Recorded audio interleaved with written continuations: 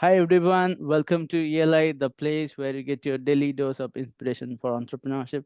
And today we have with us Mr. Ashish Sidra, who is the co-founder of alike.io, which is a platform that empowers travel content creators to publish and earn from bookable trip stories. Hi Ashish, welcome to ELI. Hello, Priyaranjan. Good to be here and really looking forward to our chat. I would request you to introduce yourself to our audience. Priyaranjan, I am a late stage entrepreneur. And why do I say that? I have a background in large enterprises, in telecom services, and in consulting and in digital services. I have done 20 years of work in this space across multiple countries: India, UK, France, in UAE, in Middle East. Mhm. Uh, so, from a background, I am an engineer, I am an MBA with specialization in marketing. And after 20 years of enterprise life, I decided to become an entrepreneur. And Mhm. that is where the journey for digital travel kicked in. And that is what brought me together with my current passion, which has been to digitize the experiences for international travelers. Got you. Uh, After 20 years of corporate, if I would like to ask you, why entrepreneurship? Why did you decide to, start something on your own? Very good question. This takes me back to around 2016 and in Dubai. So I was between two roles, leaving a telecommunications company and moving to a tourism entity on the government side. Mhm. And some experiences on travel brought this thought out that I can do more using my experience and I can deliver more value by bringing in some solutions Mhm. which I can do it myself instead of being part of a larger organization, which allowed taking more risk taking, bringing something new, like a true entrepreneur, creating something and enjoying that as well. Combined with this was a classic midlife crisis. I need to do something new. So Okay. if you combine that need to do something new and you can find a passion, which is travel and digital, when Mhm. you bring this together, I think that was the first genesis. Okay, let's do something. Let's do something of a fresh kind, something which I have not done before, and take a bit more risk. And an entrepreneur was born. Okay. Uh, it was not true entrepreneurship at that time Mhm. because I first wanted to test myself if I am an entrepreneur. Okay. So with an ex-colleague of mine from the telecommunication company, two of us came together and we said, let's launch a pilot. Okay. Let's test ourselves if we are entrepreneurs. So while doing our own jobs, we started something small, tested it out, and we realized we could do it okay. And then Mhm. one by one, both of us jumped in full time, and we created our first venture, Kitmytrip, and launched out of Dubai and then expanded into Europe. Tell us about it. What is it into Kitmytrip? So Kitmytrip is more around digitizing long tail of travel, which is everything beyond airlines and hotels. Now, these two travel services have been digitized for long. Early 2000, you could go and book, both airlines and hotels. But since then, everybody has focused on this cash cow. Mm-hmm. There are services like experience booking, like commuting in international destination, like SIM cards, like communicating in those international destinations. And there is a long range of these travel services which are still very manual. You have to go to a place, buy it. So Hmm. the first thought at that point was we want to digitize the long tail of travel. Right. And Kitmytrip is a digital marketplace where you sell all these services. We started first with communication services, then we went into experiences and commute, etc. And Kitmytrip, starting with Dubai, went into launching these services Europe and then in 200 destinations across the globe. Hmm. Okay. Curious to know why travel for entrepreneurship. Do you love traveling, or did you see a big opportunity in travel? What was the, take us to those days when you were thinking about entrepreneurship. Is this the next Yeah. big thing? Oh, So Priranjan, this was not a planned thing, where I will innovate or where I will be an entrepreneur. Uh, by the way, my first love is food, even before travel. But food is pretty sorted. There was no problem statement in food for me to yeah. solve, at least. Uh, Zomatos of the world in India, Deliveroo, etc., here in Europe are doing a brilliant job. Hmm. I think my second love being travel, I was finding issues, getting to book something. Yeah, you can do a few things properly, fine. And then the first thing thought that came to mind was a trip to Maldives. And, the moment you land from Dubai and Maldives, you switch off your roaming. Yeah. Yeah, why? Because it is very expensive. So, digital feasting, where you are enjoying as much data as you can in your home location, you went to digital fasting. You switch off your phone. You are not having any digital connection where you need the most. Hmm. And that was the aha moment. And then there all these thinking came around. Wherever I was standing in a queue to buy a digital travel service, it was like, why am I doing it in today's day and age? Hmm. So combine that, came back to Dubai, and then when we said, okay, I need to do something of my own, this problem started playing out in my mind. Okay. Yeah, that why, when everything can be digital, these services cannot be afforded digitally. Hmm. And when I started researching this, internationally at that point, only 17% of digital experiences were digitized. Hmm. And there are many countries where it is completely off digital. You have to physically stand, you reach that new country, unknown place, no knowledge of the language there, and you are going in and you're trying to purchase these services. Hmm. It's not a very good experience as a traveler. And that is why we went found this niche in an area what both as co-founders loved. My co-founder had a similar set of experiences of his own, which were more language driven, more food driven in international locations. So we came together and we said the world needs something which helps them buy travel services digitally. Okay. Uh, uh, the problem statement is understood. It's a big problem. But how did you go about solving them? How did you digitize? What was the process involved? Like, did you hire people on locations, or what was the Very good logistic question. involved? So I think for us was because we were like bootstrapped, it was not a question of throwing money and lots of people at the problem. Hmm. We built this product, we by finding innovative solutions technologically. We built a platform around it. Our platform is called Infinity. We built this platform, we brought in providers, and we could uh, a lot of providers who could offer solutions digitally. Mm-hmm. So first we went after where digital was available and put it on the platform. Because we platformized it, it helped us change direction also during COVID. We were in January of 2020, we launched Kitmytrip in 200 locations. And in Mm-hmm. March of 2020, everything stopped. Yeah. Yeah. The solution we had developed was technically advanced. And that is when Kitmytrip, the idea to make Kitmytrip alike Mm-hmm. came into being. Alike is a evolution or transformation of Kitmytrip, where we realized one key thing, that when people come back from travel, from COVID, first of all, we had uh, a very strong thesis which said people will come back from COVID and will want travel. Yeah. Yeah, that was first. Second, we said it will be different. Trust will be an even bigger thing when we come out of COVID. Mm. And in travel, we realized during that, you got time to think. Nothing was happening, so you could think. And Yeah. what we realized was people trust peers the most, Mm-hmm.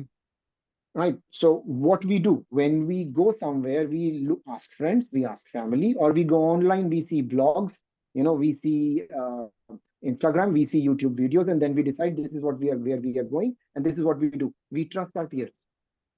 Okay. Yeah, that was the biggest thing which helped us make Kit My Trip into a like. Alike, Travel like the people you like. Basically, we connect these two, the traveler with the people they trust on the same platform, Mm-hmm. because we also realize that people who are creating this content online, 80 to 90% of us actually decide where to go and what to do based on this content. Mm-hmm. But travel content creators don't get the returns on their investment. They work so hard. The only way they get earnings are, some tips or brand relationships. Now, there are millions of these content creators, and only 2 to 5% of these content creators get brand sponsorships. Maybe 1 to 2 to 3 times a year. Yeah. Rest of the time, they are, making do with other revenue streams. Yeah. This realization made us Kitmytrip convert into a like, and because we had this amazing platform, we built upon it to make it the shop front for travel content creators.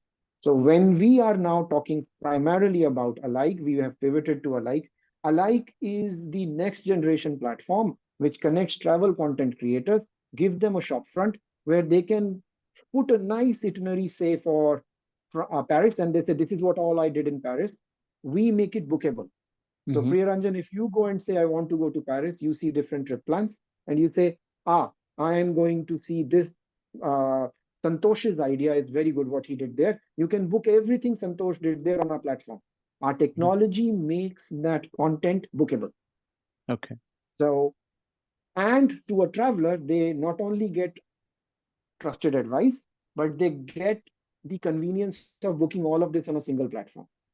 So that technology made this happen, and we are solving huge issues for the travel content creator.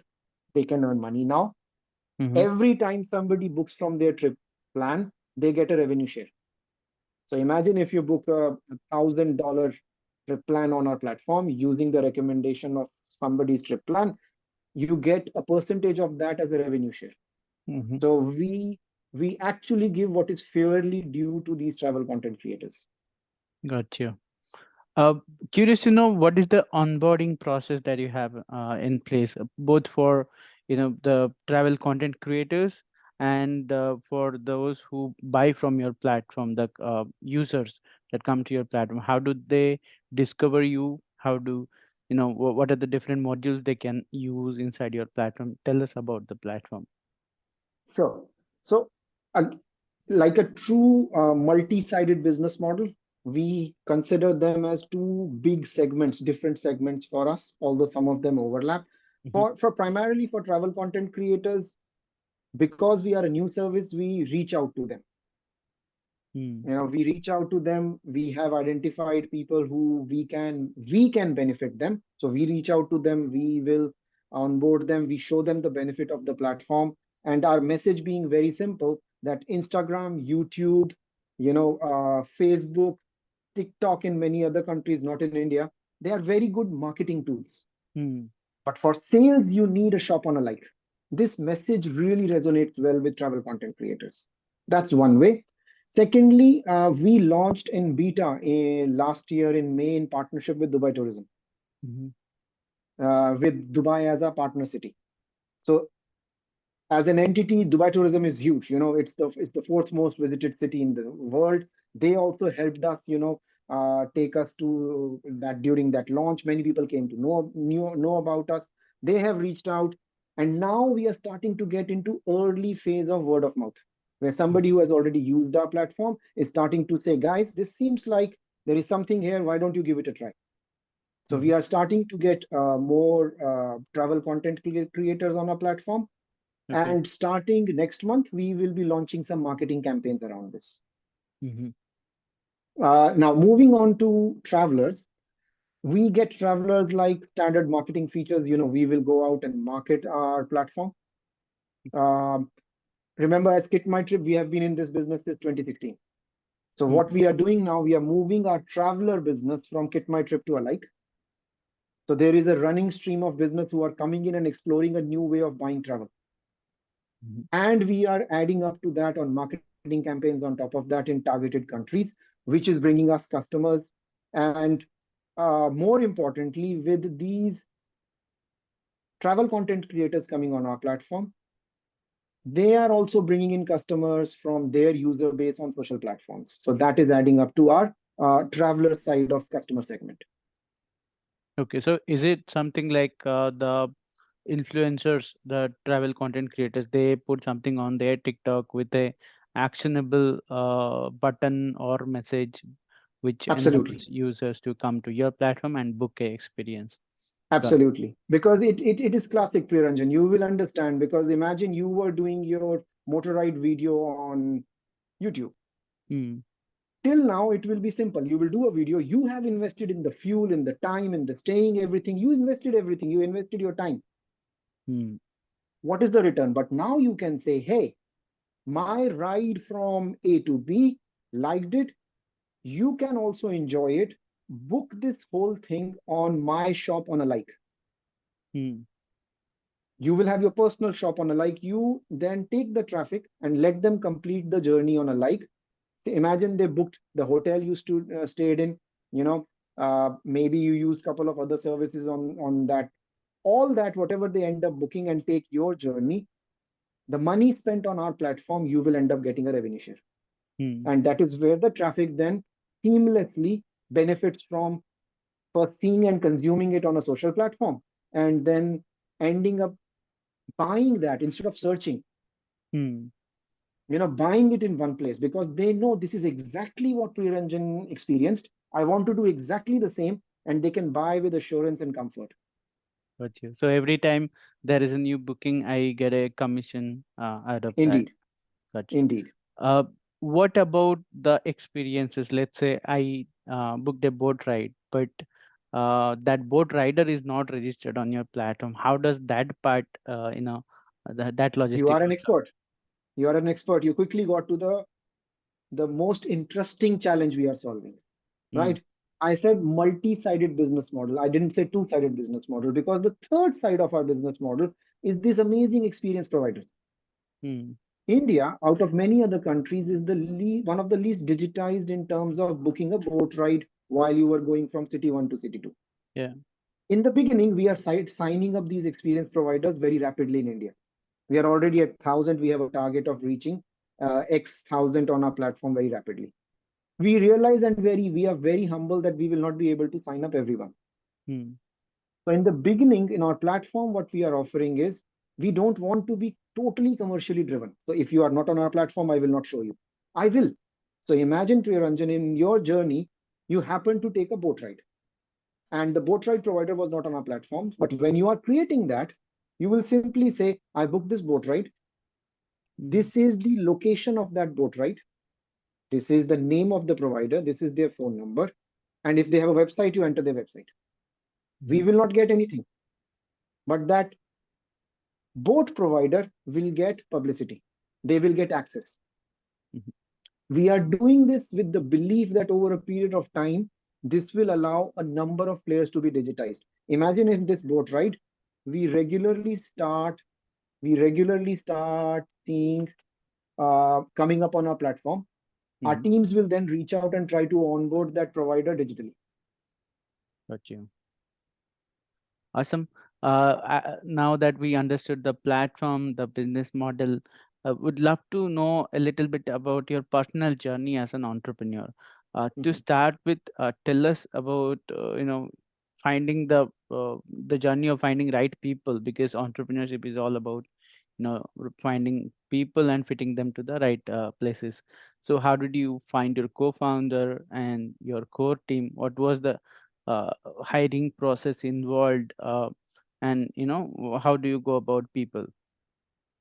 Uh, this one, I have been lucky. As you rightly said, the key thing about entrepreneurship is finding the right people. It's about the right team who can work together towards a common idea. Co-founder, as I said, we were colleagues in a company before. We knew each other's working style, and we knew how were we were providing synergy to each other. Hmm. So that was that comfort. Our interests are same. So that was the one got lucky. And I know for a fact because I've seen cases where this is one of the biggest failure points where the co-founders cannot get together. Hmm. Um, For us, it has panned out really well for around 6 years now. So, 7 years, almost 7 years in mid-year this year. So I have been lucky. Building team beyond that, it's been mixed bag. Mm-hmm. You will get good people, you will get not so good people, and you will get nasty people. Mm. A message which I will share with everybody is, it's almost like investing in stock. Okay. Yeah. You invest in people, and 25% of your portfolio will give you 100% of returns. Some of them will be loss making, Mm. but you never stop in investing. So never stop investing in people, in relationships. While hiring as well, there will be failures. Some Mm. of them will be stellar. You will work with them, you will enjoy. Don't get bogged down because some of the hirings went wrong, Mm. because an entrepreneur on the other side requires to move very fast, speed. So, taking too long in hiring can be problem. Mm. At the other side, things, once some of these hiring will not be right, you are willing to take the risk, because entrepreneurship itself is a risk. Mm. You invest in relationships and you be prepared that some of them will not work out. Mm. Uh, what were some of the biggest challenges that you have faced so far while building this venture? I understand COVID was a big challenge, and you also spoke about the people uh, part of the entrepreneurship. But what else? What were other big challenges? See, I will never take away COVID. Nothing comes anywhere near that. Travel, business, everything shut down. I uh, be And of course, people. I think even before people, I will say we are a global company. So we are a startup, but we are in already 200 countries and offices in 3 countries. Hmm. Yeah, that challenge of the compliance layer, even as a startup. Country after country is making things easier. Hmm. They are competing with each other to have startups, companies. So we can call ourselves as a startup MNC. Okay. And one of the key challenges is compliances in operating in multiple geographies. Hmm. This takes up a lot of effort, and there have been times, we have been wrapped on the knuckles on not being 100% compliant, Hmm. but we have done better than others, and this has been one of the biggest challenges for us as we have expanded into multiple countries. Okay. So regulation and compliance, I would say, even is above people, but yeah, definitely not as big as the problem we had uh, resolving the COVID issues. Okay. What about funding? The way I understand, running offices in multiple countries is an expensive affair.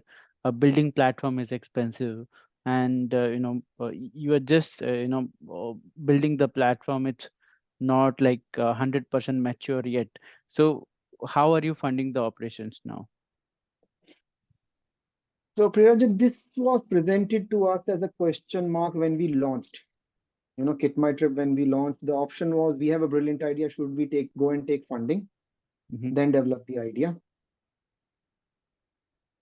or just go and launch Mm-hmm. and then develop based on what you are generating? We can call it bootstrap or we can call it self-funded. I will go for the phrase self-funded. Bootstrap sounds like there is no money. Mm-hmm. So we took the self-funded route. Kitmytrip was completely, we decided deliberately we will not spread ourselves thin. So the answer was, should we become the whole of Kitmytrip in 1 year, or we build towards it over a certain period of time? And we took the second option. We decided we will self-fund. That means we were very, very clear on what we were building. We were not spreading ourselves thin. One service, one city we started with. We established it. Then we went next one, next service, city, multiplier. Mm-hmm.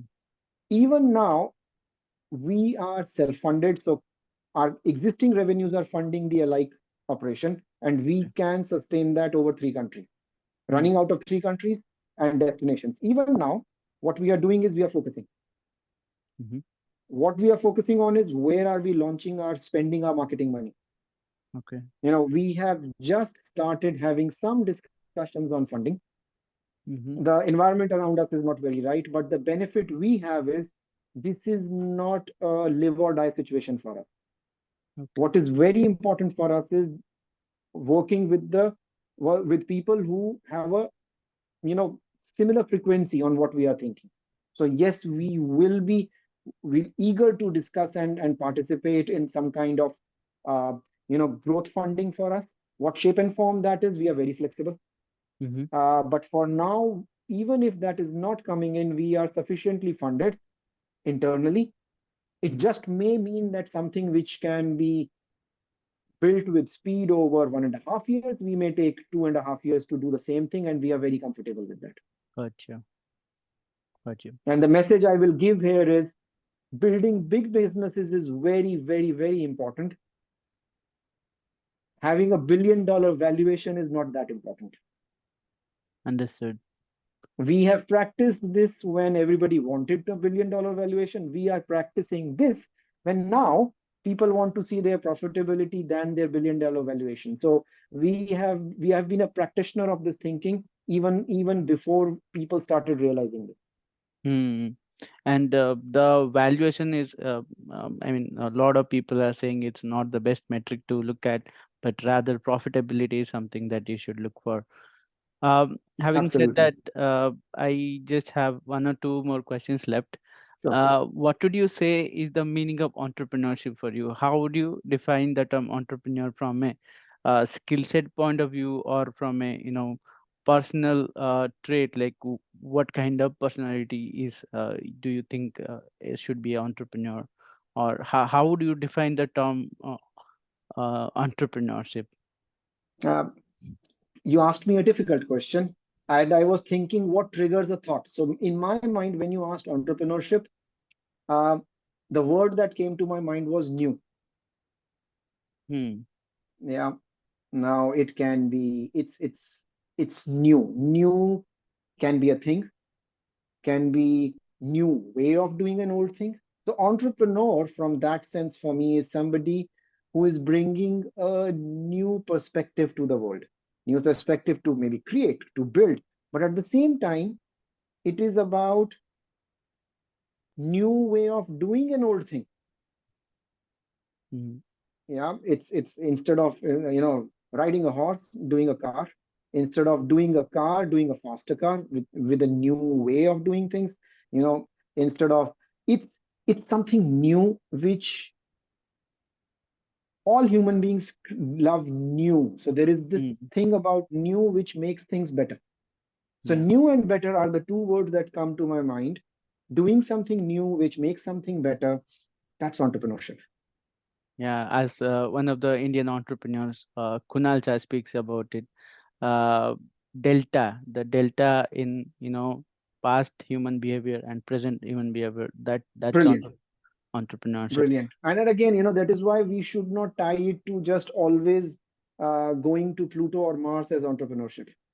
Mm, You know, small things done nicely, new, which made it better. That's entrepreneurship. perfect. Okay. On this note, we are at the end of the session. Thanks for your time, Ashish, and it was a pleasure to have you on the platform. A pleasure indeed, Priyaranjan. Really nice speaking to you. Thank you. Thanks.